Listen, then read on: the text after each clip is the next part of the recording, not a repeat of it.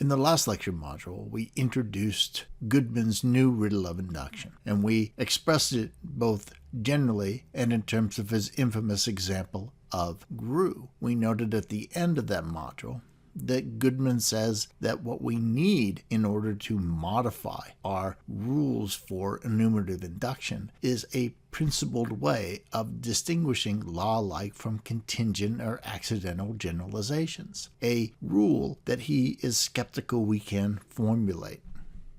In this module, we'll consider a number of solutions that Goodman entertains and rejects.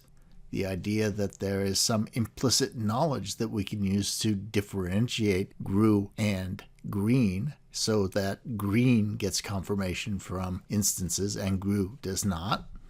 The idea that theoretical interrelationships undermine any confirmation that grue might get from the instances that it covers. The idea that we can't really introduce unnaturally restricted concepts into law-like statements and therefore can differentiate these cases from law-like statements on the basis of their concepts.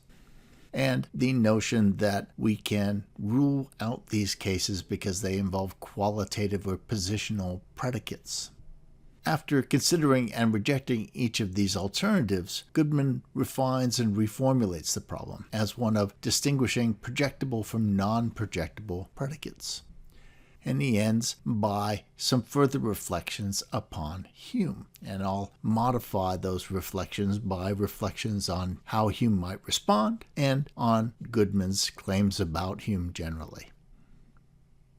So our first solution on offer is this idea of implicit knowledge being invoked to disambiguate these cases. So one might say that I am surreptitiously invoking background information in the case of the green hypothesis that is unavailable in the case of the grue hypothesis, which, if we made it explicit, disambiguates the connection between our concepts of green and emeralds, so that the observed emeralds clearly fall under our definition of confirmation for our concept of green. However, Homer lacks any such background knowledge, and hence observed emeralds provide no confirmation for his grue hypothesis.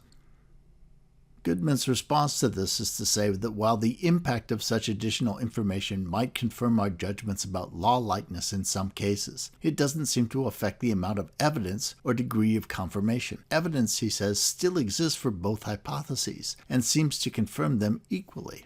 Thus, Professor Frink's adaptation of a move that's actually Hempel's move, while perhaps feasible in some cases, won't work for the sorts of terms involved in the current grue accidental generalization. To operate as a general solution to his problem of hypothesis differentiation, information that affects law-likeness must also affect confirmation.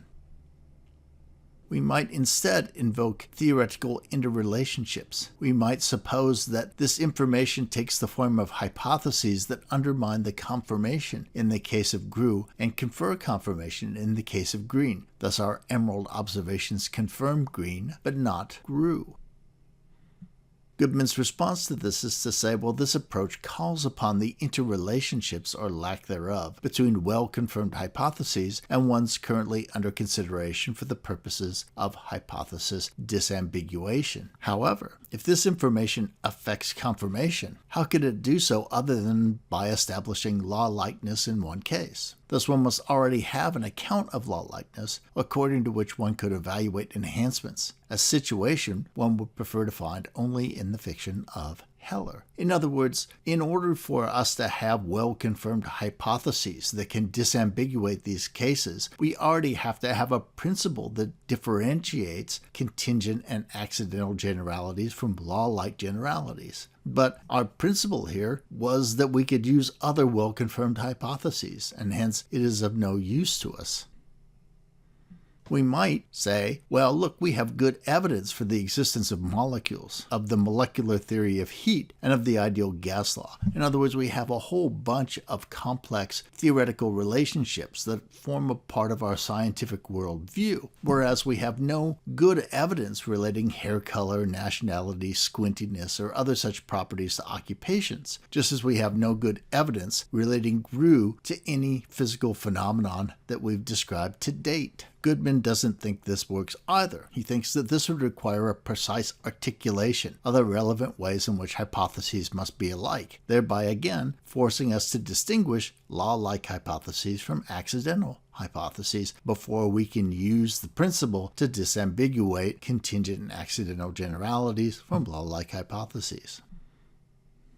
Still another possibility would distinguish law-like hypotheses from accidental generalizations by claiming that the latter and not the former involve restrictions of space and/or time, or that they cover only subsets of the kinds mentioned. But Goodman rejects this solution of prohibiting unnaturally restricted concepts. He says one clearly cannot specify such features on a purely syntactic basis. For instance, we can define green as grue before t and bleen afterwards. In other words, we could get rid of green in favor of this larger formulation, grue before t and bleen afterwards. That would be blue before t and green after t. Hence, to follow such a solution generally, Goodman suggests, were one to follow such a solution as a general practice, it would oblige one to differentiate law-like from accidental predicates by employing illicit and indefeasible ontological criterion.